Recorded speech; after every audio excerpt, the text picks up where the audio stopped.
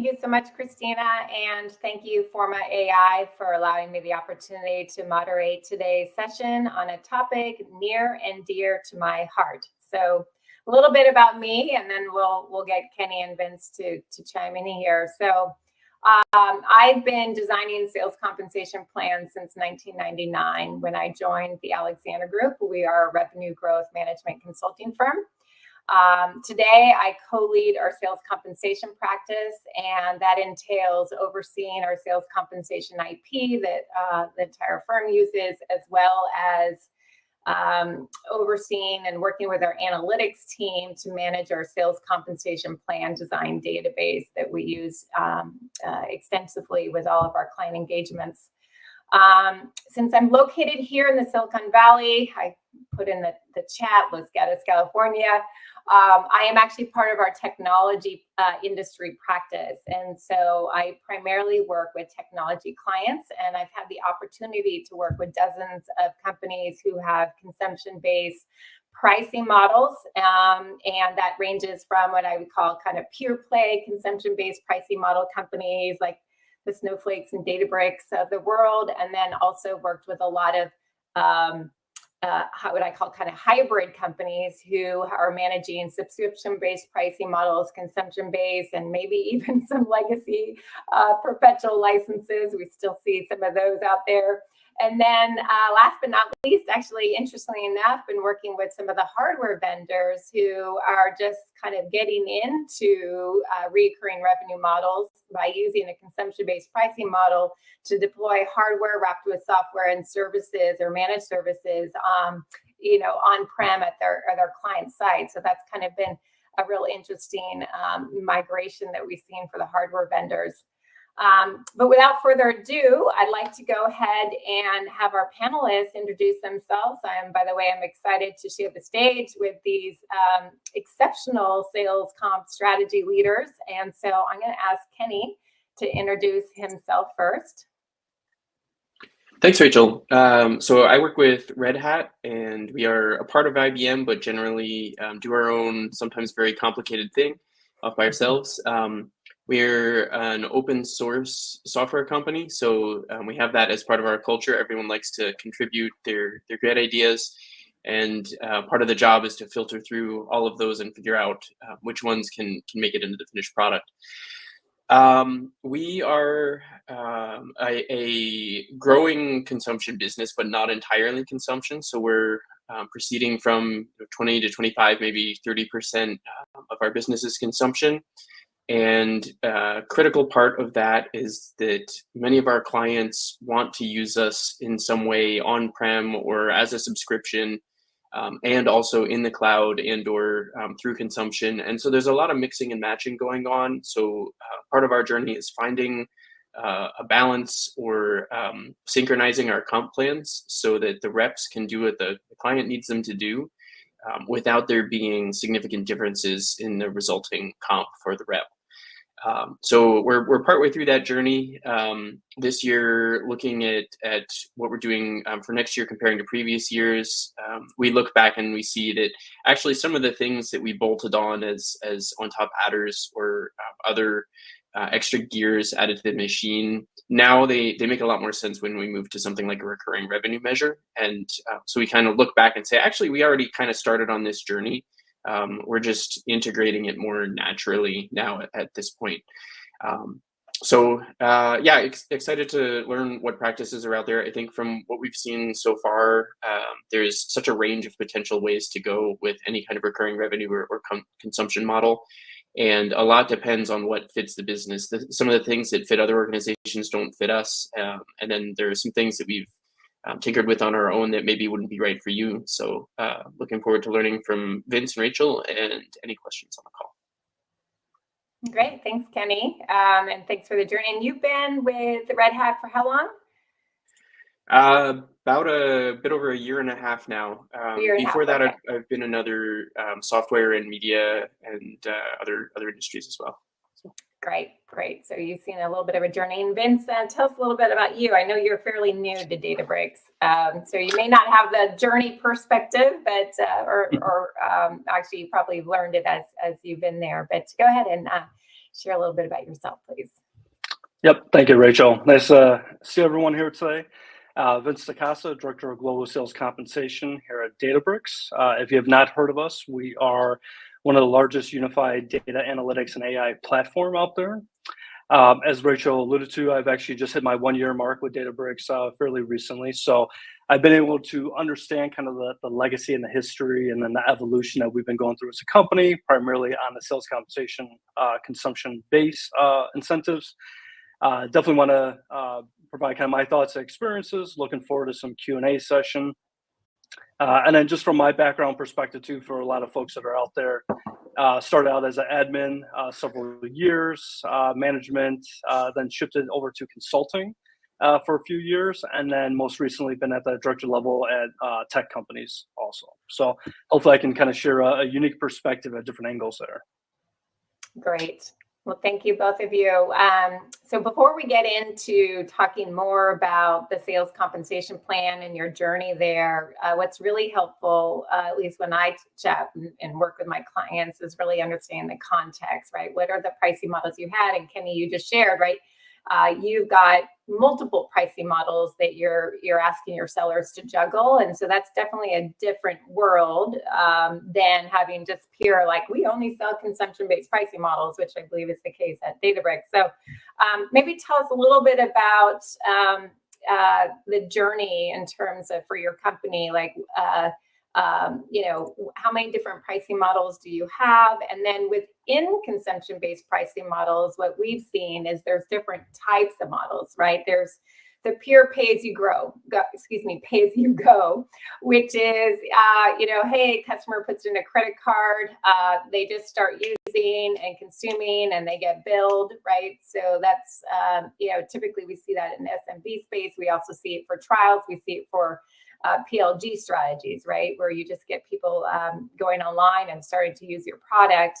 But as soon as you start to get into enterprise sales, what we've seen, at least for technology firms, you start to have what we call a kind of pool of funds type of committed contract model, where a customer would commit to $1 million of spend over the next year, and then they may get billed on a monthly basis based on their consumption of that spend. And then there's a whole discussion of rollovers or whatnot that typically companies want them to like consume as much as possible so that you can actually upsell or cross-sell prior to that renewal event. And then there's hybrid models in between, right? There's, part of your a contract might be committed.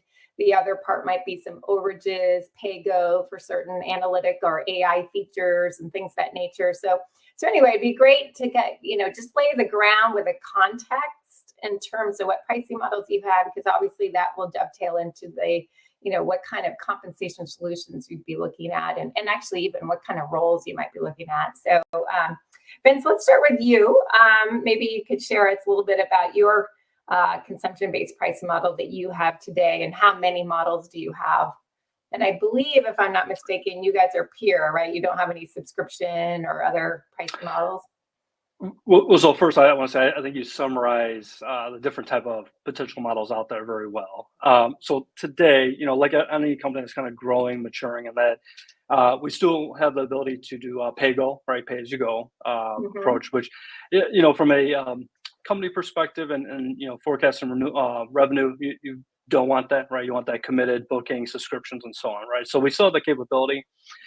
As I alluded to, we are going through essentially an evolution, right? So take a look. A couple of years ago, the heightened focus was on committed booking, subscriptions, and that for future consumption, right? As you continue to grow, and to your point, what is that strategic end result? And the strategic end result is really to drive that consumption per account on your respective platform or service, right? So as we've been looking at incentives, right, there is a phased approach of lessening a little bit of the focus on that committed booking and incenting on people to somewhat of an advanced payment for them to drive that consumption to your point, pretty much pure consumption, right? Really focusing on being that strategic partner, the strategic advisor to the customers, and really, expand and become kind of sticky on your platform to really drive reoccurring revenue every month there. So We, as we're in planning stage, which I think all of us we're constantly in planning, whether it's a half, semi-annual, annual type approach. How do we kind of get to that next phase approach to really drive a pure consumption model? And that's where we are heading towards in the future there too. Got it. Okay. So you have kind of a pool of funds commit model, right? And then pay go. But then when you're thinking about the behaviors you're driving, you really want the sellers no longer focusing on the commit as much, but really just driving that ongoing consumption. Did I get that correct? Yeah, I mean, if you think about it, if you're trying to incent the payee to drive consumption, the gaining or securing of committed bookings is inherent, right? Like there's only so many ways that you can drive that. So if you kind of focus on that end result, then that incents and motivates the reps to do all the correct behaviors to drive additional consumption, whether it's total consumption, incremental growth consumption, whatever it may be there. So, yep. Perfect. Great. All right, Kenny, let's go to you. You mentioned in your opening remarks, Red Hat, you got multiple pricing models, right? You got the pure subscription and then the consumption model. I'm just curious, for the same solution, can a customer choose which pricing model they want? Or do you have different pricing models for different solutions? And then maybe help us understand, within your consumption-based pricing model, do you have this kind of pool of funds type of model? Is it all pure pay go, or what kind of mix do you have there? Yeah, so we have three main different ways of working with a client. We definitely have the traditional multi-year term. And there's an argument for the importance of that, even in a consumption cloud world. A lot of our ecosystem is on something like AWS or Azure or some of those other major cloud providers. And so a concern that has come up is we do see some of those agreements can be multi-year. So then there's the question, do we want to sync up with that? Because if we choose not to lock down our share of that, Azure or AWS commitment, then we risk, somebody else could eat that up for something else. Might not even be a competitor of ours, but just something else running on that system. So there's still, there's an argument, at least, that there's still a place for that multi-year model.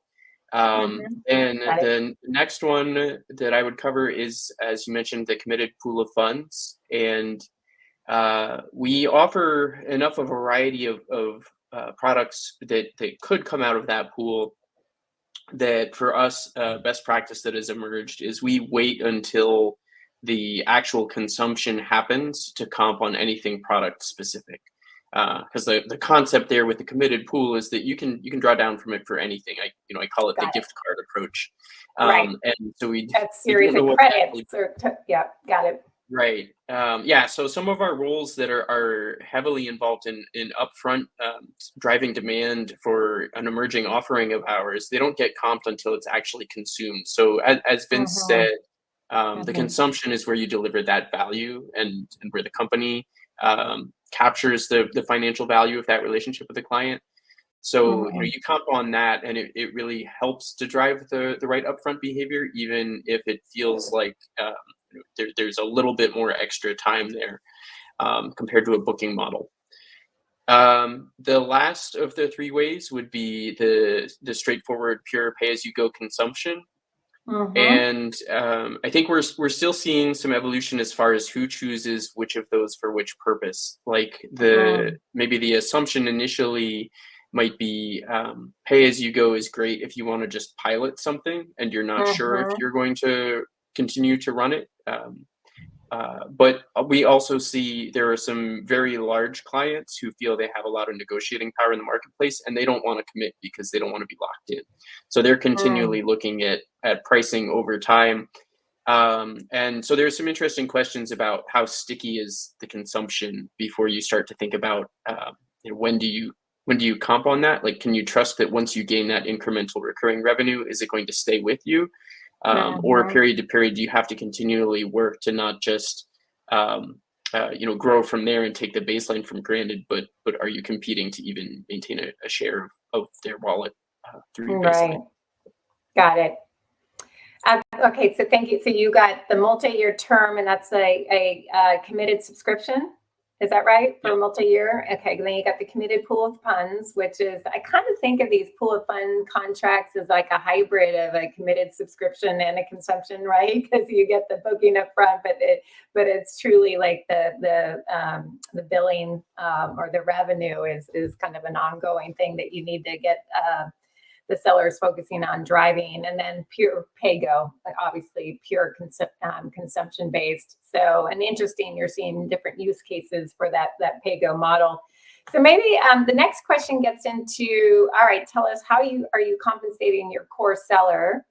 And I'm going to start with you, Kenny, because we just talked about you having all three of those different models, right? That makes it a lot more complicated than what Vince has, right? Like Vince just has to worry about, the pool of funds and the pay-go, and maybe using a consumption revenue or incremental consumption revenue metric, and then figuring out whether or not they want to pay on the commit part or not. But you've got commits that you need, that you've got your sellers focusing on. So help us with where did you guys land on a construct that's looking at all three of those pricing models, and maybe what's your evolution been? You kind of alluded it earlier on, but kind of walk us through that. That'd be great. Yeah. So we originally had the traditional multi-year term, and still have that. And we will have 50% of nearly every core account owner's plan will be 50% contract value still. Got it. And is that a ACV or TCV type of metric? Yeah, ACV with a ACV. modifier for TCV. Got it. Yep, for a multi-year modifier. And then do you include in that the commit pool of funds? Or is yes, it we do. Just term? Got it. Okay. Yeah. And then yeah, does so it include pay-go in that measure? We add it in, yes. So it's not technically, it doesn't technically have a contract value up front, but we have created a bit of it's a little bit more complicated than we'd like, but we have to try and normalize, right? So we would pay for ACV plus the actual consumption, and then at the end of the year, if you owned that account for a full year, we look at what the annualized recurring revenue would have been based on that final period. And then the assumption is you at least hope to see growth, right? So if over that year that account has grown its consumption, then there would be a sort of a lump sum true up at the end of the year.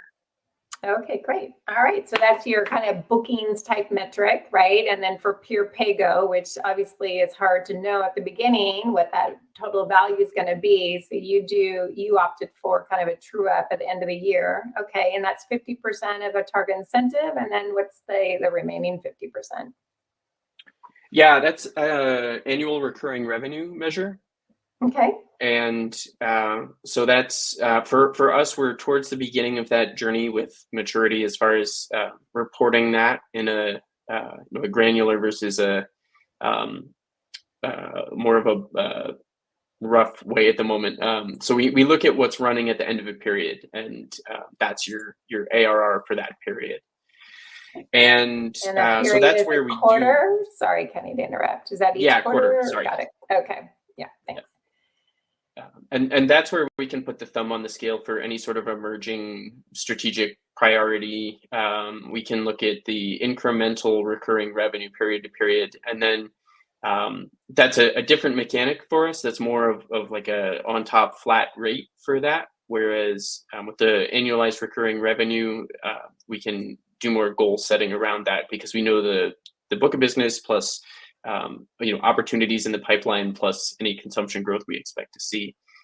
So we can set goals and performance ranges there, but not necessarily for the more volatile, emerging, trendy things. Got it. And then, so for your term, just to make sure, your multi-year term subscription contract licenses, let's say it was $25K per quarter, and it's already pre-committed, so that ARR for that quarter would be $25K. Is that correct? Right. So yeah, Yeah, we know what has been committed for subscriptions, and then we add into that add the the quarter's consumption consumption times 4 gives you an annualized number. and then times 4. Got it. Okay. Got it. So, and you're trying to drive growth. Is that a growth metric, or is it pure like all the full ARR? Meaning, are you looking at period over period incremental ARR, or are you just looking at the full ARR each period? For next year, we're just looking at the full ARR Okay. because I think we want to see what the dynamics are with growth. Every company wants to be growing, and many of us are, but then are we growing for every single seller out there? We Mm-hmm. want to see, if we were to go to incremental, what percent of our field misses out on payment because is it their responsibility? Can they directly ensure that there's growth, or might there be a territory that's declining, but we still want to sell to it, so we still need to comp for that result, even though it might shrink.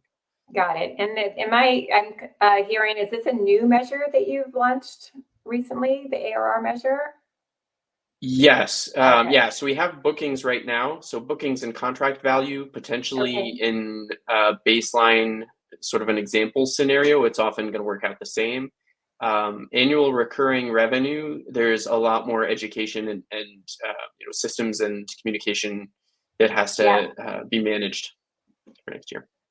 Got it. So that's going to be a new metric, right? So you're now probably going to need to ask your sellers to forecast that, right? So that's a whole nother metric. KPI requires systems, tooling, visibility, dashboards, and maybe forecasting. Okay. All right, Vince. Anything else, Kenny? Otherwise, Vince, let's go to you and tell us a little bit about your program and how it's evolved in terms of the plan design for the core seller. Yep. I, So we're. Oh, sorry, Kenny. Did you have something else? Oh, I was just going to add, as far as the education piece, the idea of a measure like AR that has a baseline included in it from prior periods. That's been a thing where every call you have to talk all the way through that before you can even begin talking about the comp plan. So, anyway, sorry, Vince. Go ahead. Nope. All good. All good. I think the philosophy here, within our industry, everything was very fast, right? So we've built the construct to be very flexible, leverage different type of levers and modifiers throughout the plan, both on committed side and incremental consumption. So of course, from a commit perspective, it really does boil down to kind of territory alignment, the type of account, the segmentation of the customer, right? Which would then we would back into appropriate weighting as appropriate there. But then, as we're looking at strategic initiatives, a lot that comes from our executive C-suite, where do we want to put our focus on? Is it multi-year contracts? Is it new logos? So switching clients from pay-go to committed bookings. Is it upsell, cross-sell that we need? Is it specific products or services that we want to include within the committed bookings, right? So Mm-hmm. we do go through a continued evolution to identify that and then Mm-hmm. incent reps fairly quickly to make sure that as they're in the selling motion and cycle, that they focus on what is really truly relevant for that point in time, hopefully for the long haul, right? And then from a consumption perspective, again, I think a lot of companies do things very differently. I think even prior conversations, sometimes reps get paid on total consumption, right? So to Kenny's point, there may be certain areas, territories, accounts that may not be a continual growth, but we do want to secure that business for whatever strategic reason may be, right? The Mm-hmm. philosophy that we have here is, as we've been focusing on kind of the exponential type growth, is the incremental consumption. So total consumption baseline, that incremental growth there, right? Now, quota methodology, and we may touch upon this a little bit later too, but that may vary from company to company, right? So that whoever can sell the quota setting methodology for all companies out there, you have like $1 trillion idea, right? But you want to be as close as possible and as appropriate. So it's really kind of finding that particular baseline of information. So with consumption data, Mm-hmm. you typically have some historical information, especially for existing accounts. Mm-hmm. Taking that, we do a percentage of a haircut essentially, right? So to Kenny's point prior to is we don't want to demotivate anyone that may be provided an account or territory where there might not be exponential growth, right? Like how do you still move that needle? So we do provide kind of like a haircut from a quota setting methodology, annualize or semi-annualize that out depending on the appropriate role there. So we're already giving the payee a leg up. So as again, they become that strategic partner and grow that incremental consumption. We want to make sure that people are paid appropriately, but also drive the bottom line revenue and profit for the company too. Got it. So if I understand, just to make sure, so it's a dual measure plan, right? A commit component and a incremental consumption, or did you? For the typical AE, yes, it is a split between the two. And do you have different measure weights depending on territory on how much is in commit versus consumption, or is it all standard? Yes, probably too many variations that we should be having. But, that is definitely within our planning scope for next year to see how we can streamline and make sure it's Streamline that. Got it. Yeah. Got it. And then I think what I heard you say is you're not measuring like, so Kenny has total ARR. You guys don't have to worry about a committed subscription contract, right? So you're just looking at consumption revenue. But you have incremental consumption revenue, which is how much incremental off of a baseline. And I think what I heard you saying is that baseline will differ when you set like quotas, because in some circumstances, there might be some strategic accounts where you expect, for some reason that there might be a dip in their consumption. Did I hear you correct? It's still always incremental consumption, but how you set the quotas will accommodate the different kind of needs of or the different consumption patterns.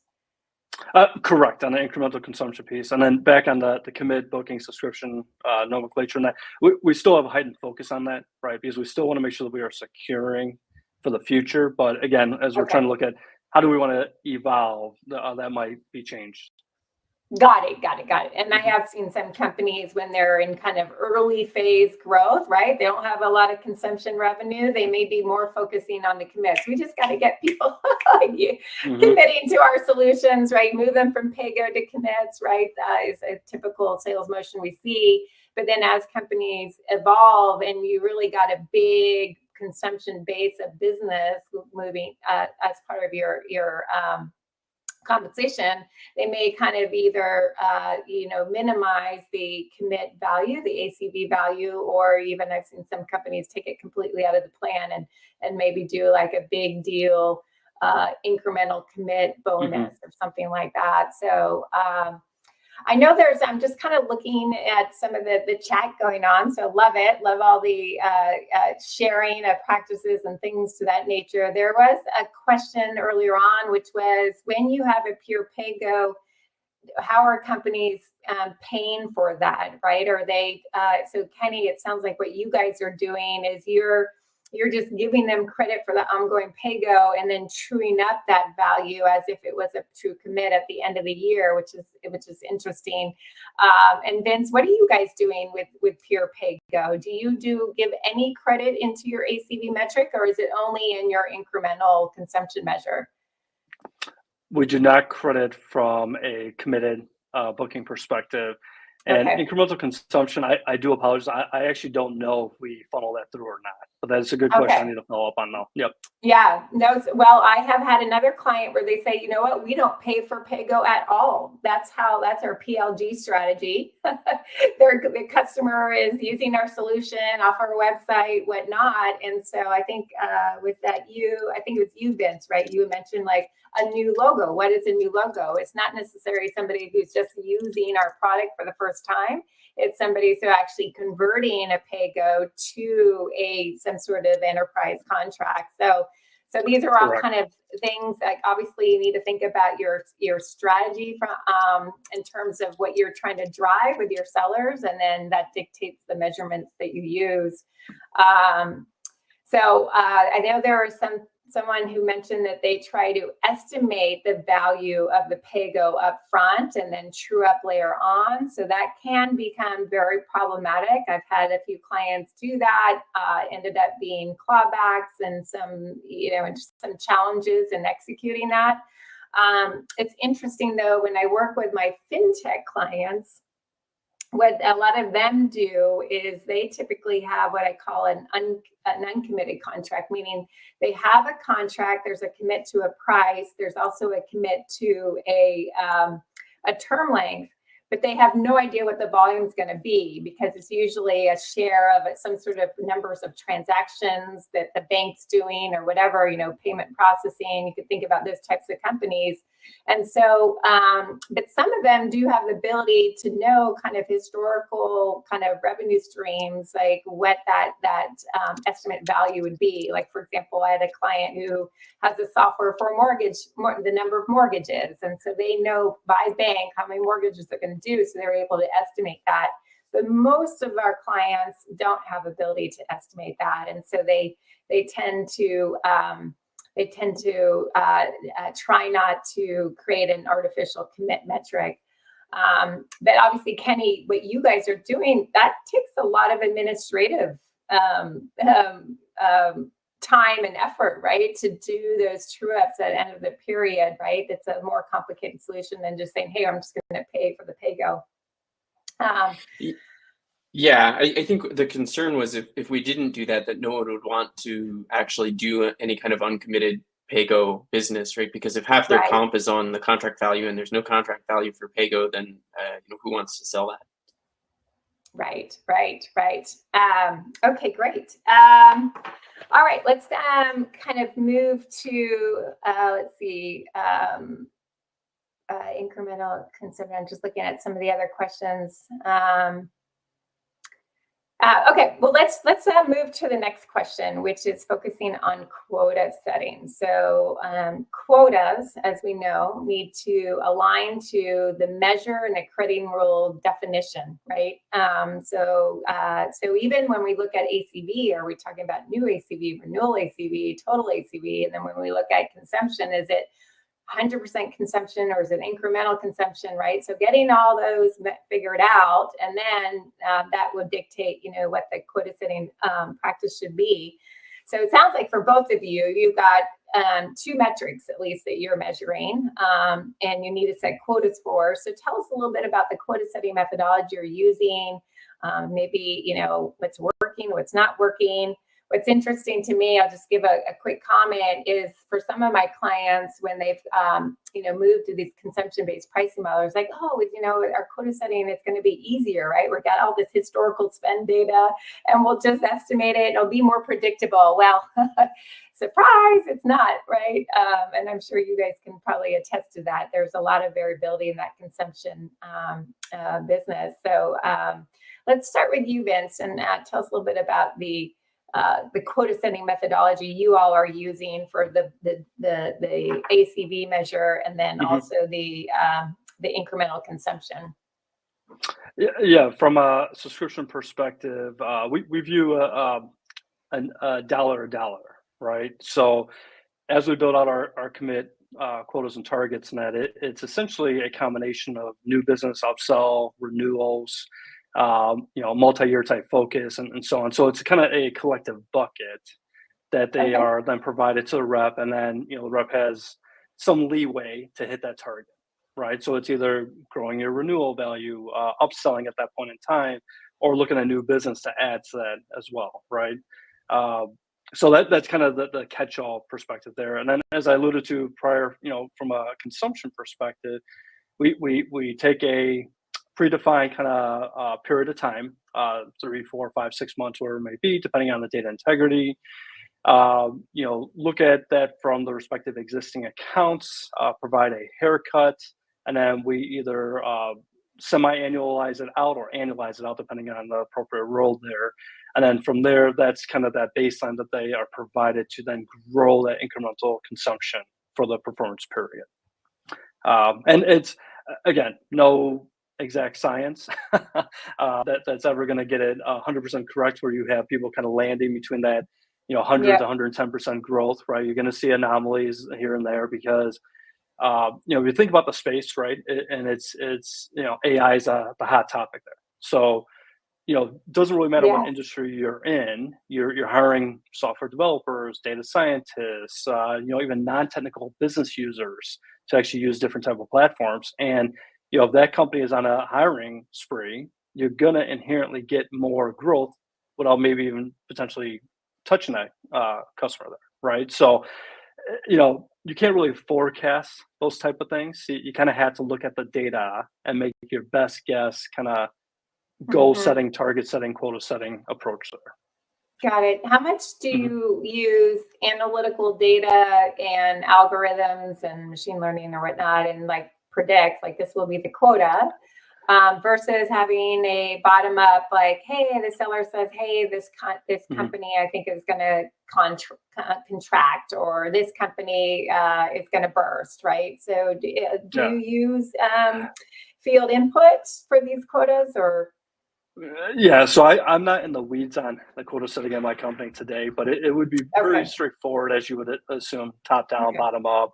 Make sure you get Got the it. field A little bit input of both. right. Yeah. Yeah. Got Yes. it. So Correct. they get some more buy-in and believability of the quota setting, of the actual quotas that get Correct. handed out. Okay, great. Mhm.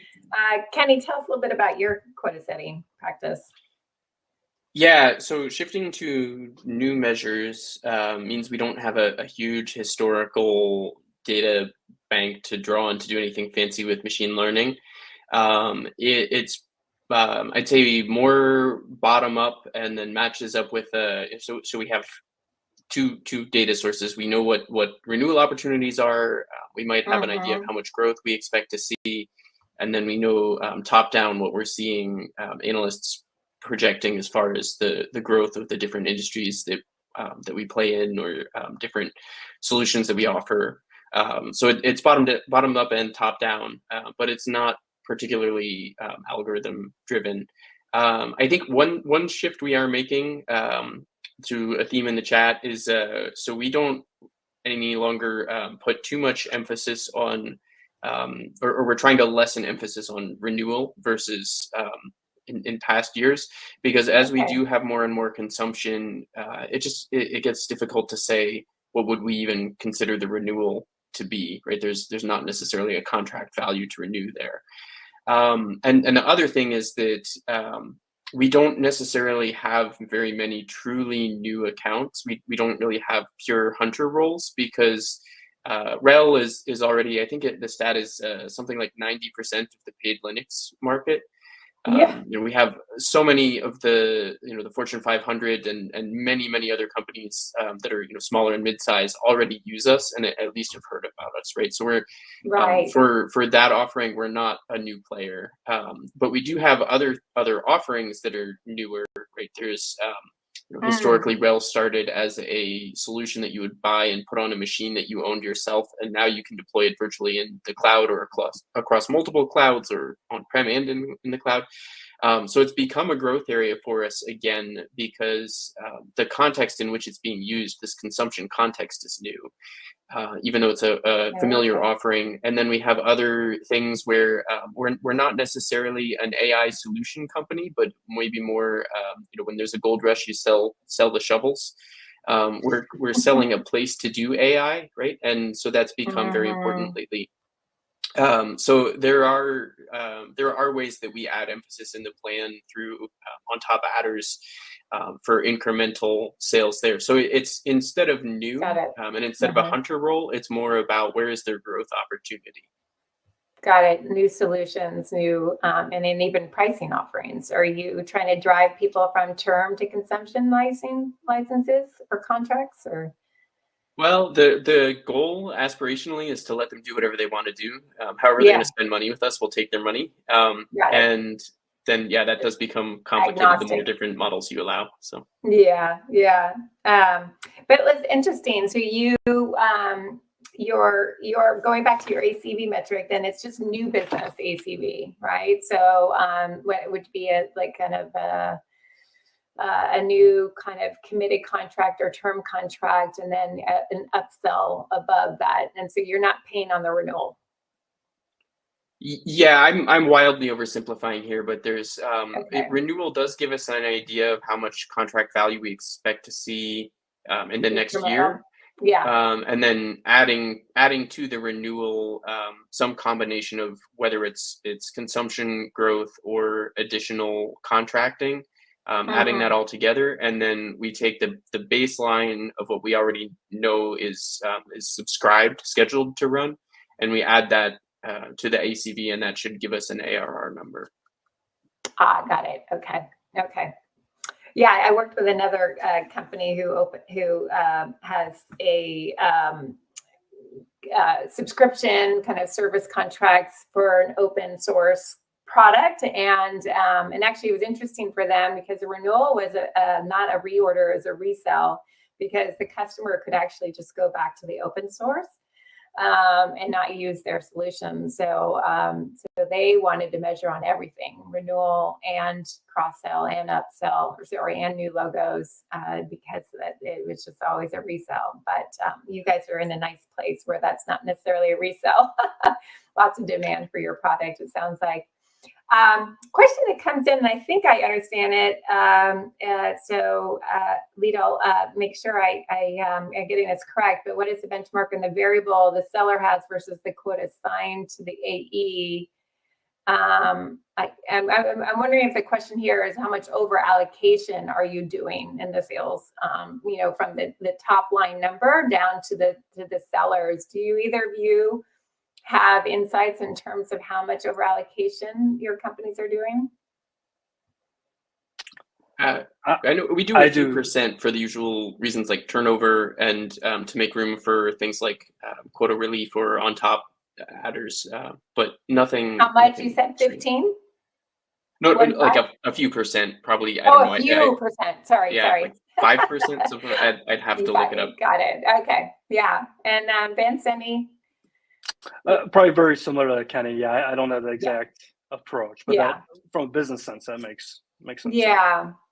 And typically what we see is the over allocation. The primary reason to do it is an insurance policy to make sure your CRO is going to hit their number when there is a lot of movement going on with all the territories, new hires, ramping quotas, terminations, leave of absences and things of that nature. And then another reason would be to fund, credit uplifts and things of that nature that a lot of companies will do. And then another reason, which I hate, which is they want to cut costs, which means that you're going to have not very many people hit quota. And that's a ticket for a very demotivational plan, and maybe some exodus of your sellers. And then I think you mentioned one other reason, Kenny, which was to give a little bit of a cushion for quota relief. You have to be careful, though. As soon as sellers get wind that management will give quota relief, they will sell you on why they need a quota reduction. So you need a very robust management practice to manage any of those quota relief discussions. All right, just continuing on here. Data volatility.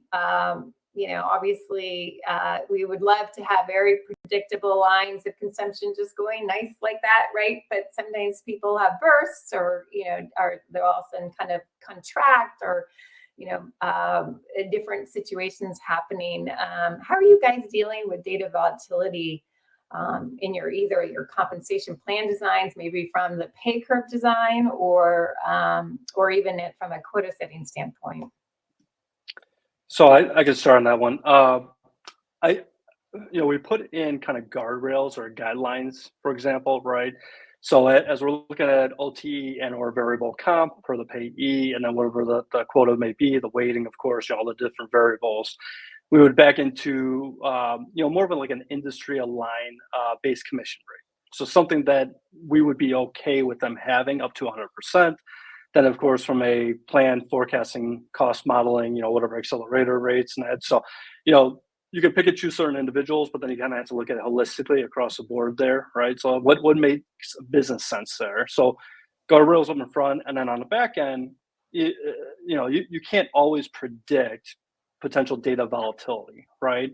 So we, like I think everyone else on the call, probably have monthly payout review calls and meetings. So we identify kind of the outliers, the top individuals, both on a committed and or a consumption base. We take a look at whatever accounts that may have driven that increase in attainment percentage, have some due diligence before we submit to payroll, just in case there's nothing that's out of whack there.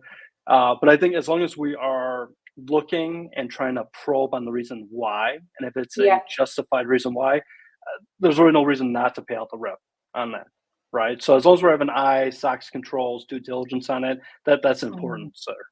Got it. Do you ever make quota adjustments based on kind of unpredictable volatility that occurred?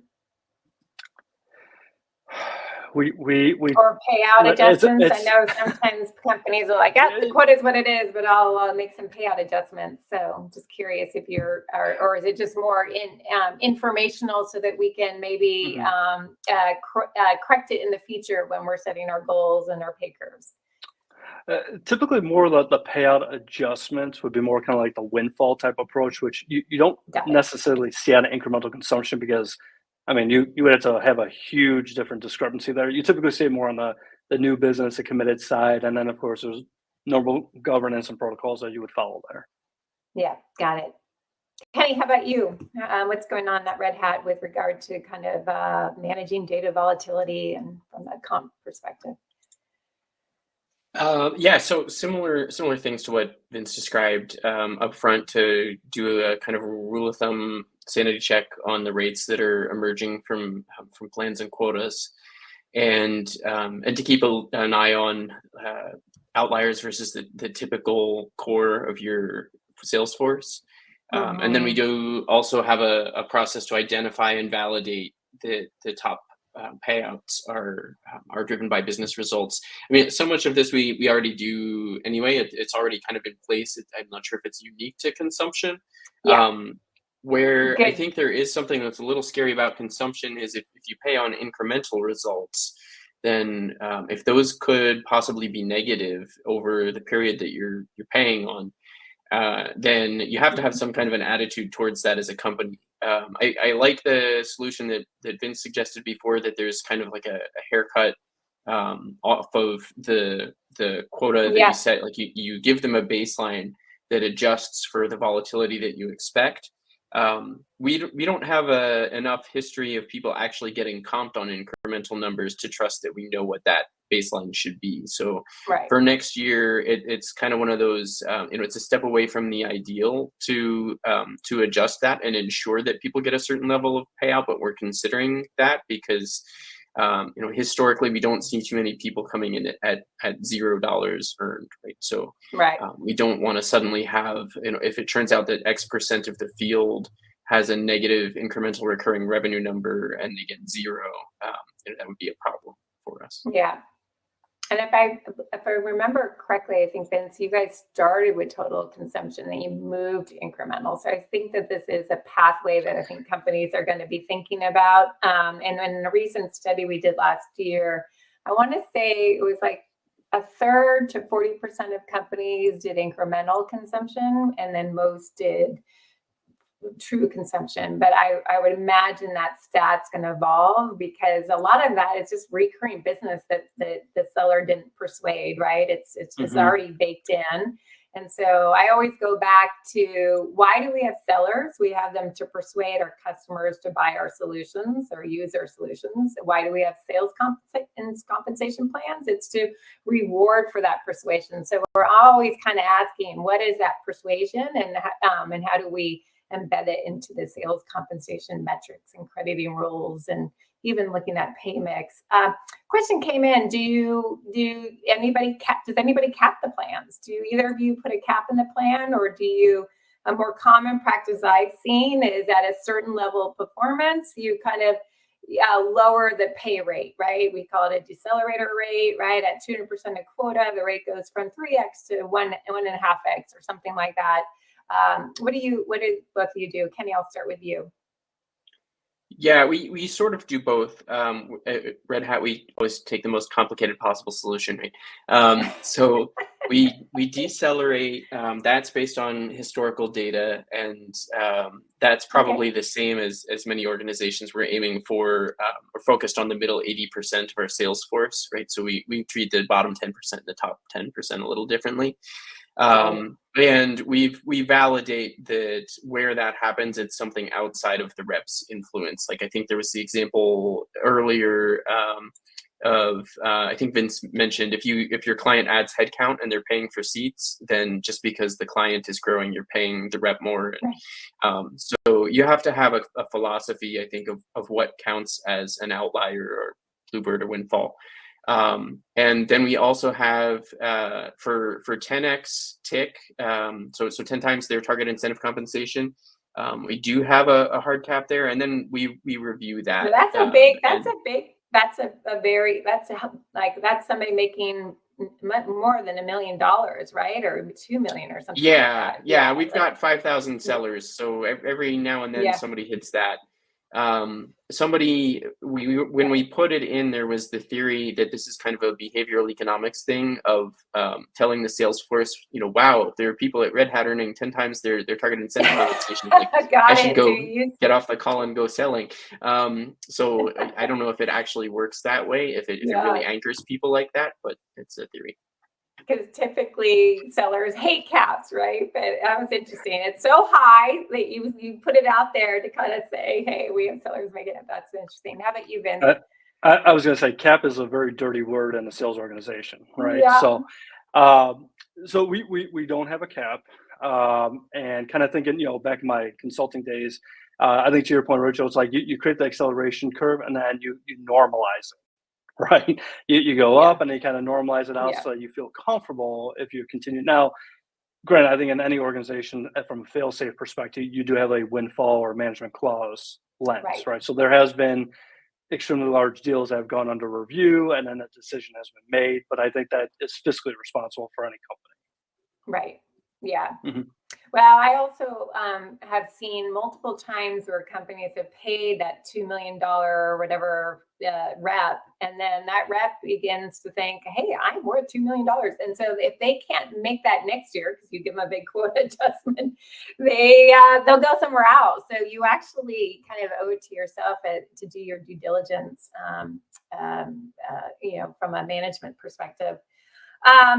Last question here, and then feel free, folks, to ask questions in the chat. Lido has one more question before I go to my last question. Do you change the baseline on a quarterly basis? So I think that might be a question for you, Vince, right? You're setting a baseline. Does that change quarterly? I know you have 6-month plans and annual plans, so I would imagine you wouldn't be doing it quarterly. You would be doing it on a semi-annual or annual basis. Is that right? That is correct. Yes. Got it. Yeah, and we try to keep it as consistent as possible. So right. Yeah. Mm-hmm. Okay, and then my last question is, what's your thoughts on consumption-based pricing? And this might be more interesting for you, Kenny, to answer. Is when you go from like focusing on upfront subscription, but now because I always think like you think about a subscription pricing model as a land and expand strategy. When I think about consumption-based pricing model, I think of it as a land and consume strategy, right? From a seller behavior, right? You've got to land and you'll expand, but actually you drive that expansion through driving that ongoing consumption. So going back, paying for persuasion, right? The persuasion isn't just at the new, landing a new logo or landing that expansion or getting that renewal if you determine that it's a resell renewal. But in a consumption-based pricing model, the persuasion is ongoing. You're trying to drive that monthly usage and monthly value and doing use case selling, like, oh, you've used my solution for this use case. Now let's do it for that use case, right? So it typically, when I've seen, it requires a different type of seller that's not just an elephant hunter, but someone who is, really account management focused and maybe even value focused from a customer standpoint. Is that are you seeing that, Kenny, with your sales team, and have you evolved your talent profile and maybe share a little insights there? Yeah, for us, we have a customer success team, and so we moved that role onto a sales compensation plan. And for them, there was a real change in how we defined the purpose of that, and even though maybe their day-to-day is similar. Red Hat historically had a very strong services offering, and we still have a lot of services consultants. But customer success doesn't necessarily have to happen just with your own services team.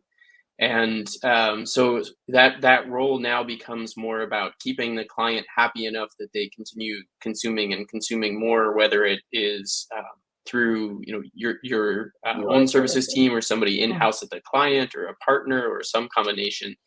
And so that's a different role for us now. And like you said, that is becoming in a consumption model, a direct influence on that financial result. So that's kind of the classic test, I think, of should we use sales comp is, can this individual influence incremental financial results? Because if so, then their comp pays for itself.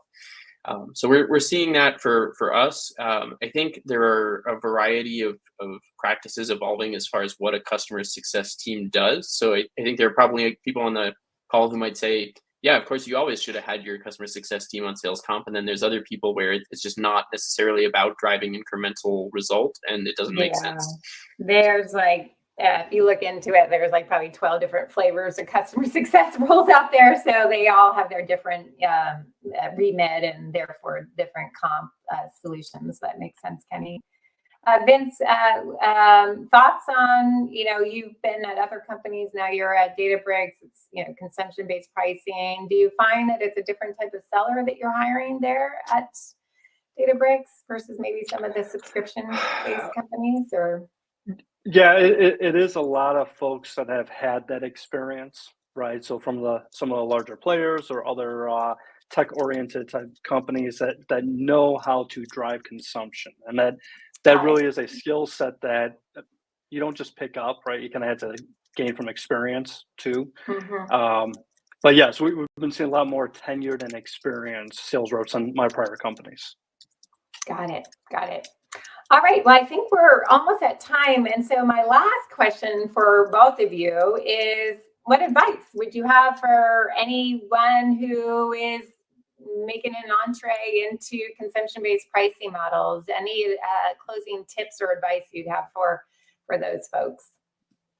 The one I'll say, and I'll hand it over to Kenny afterwards, is when you start to measure on consumption, try to identify all the different data integrity concerns and or gaps you may have and try to mitigate any of those risks. Because the last thing you want to do is pay someone on consumption and then go back 6, 12, 18 months, or it may be, and make an adjustment or true up. So, that's been one of our biggest angst that we are continuing trying to fine tune. Have you had that experience where you've actually had to make true ups? Yes, and that's a whole other lengthy conversation we're going to have maybe next year. So you've kind of learned from experience there. Kenny, how about you? Closing tips for folks to think about. Yeah, I think it's not necessarily particular to consumption, but like Vince said, there has been plenty of disruption in the past few years. You don't necessarily want to add to that unnecessarily. So that's true for us as well. We continually tinker with our comp plans, and any change that you make, someone doesn't like it.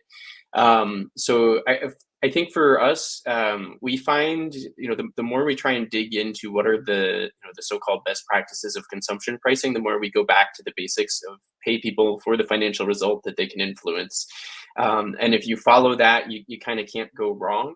So long as you chase that to its logical conclusion, like what is our data telling us? What can our systems govern? How do we manage our people? And it brings you back to in sales comp, what is right for the competitor that beat you last year, or the industry leader, or you see yourself as the next HubSpot. What did HubSpot do? Like wearing Michael Jordan's shoes does not help any of us jump any higher.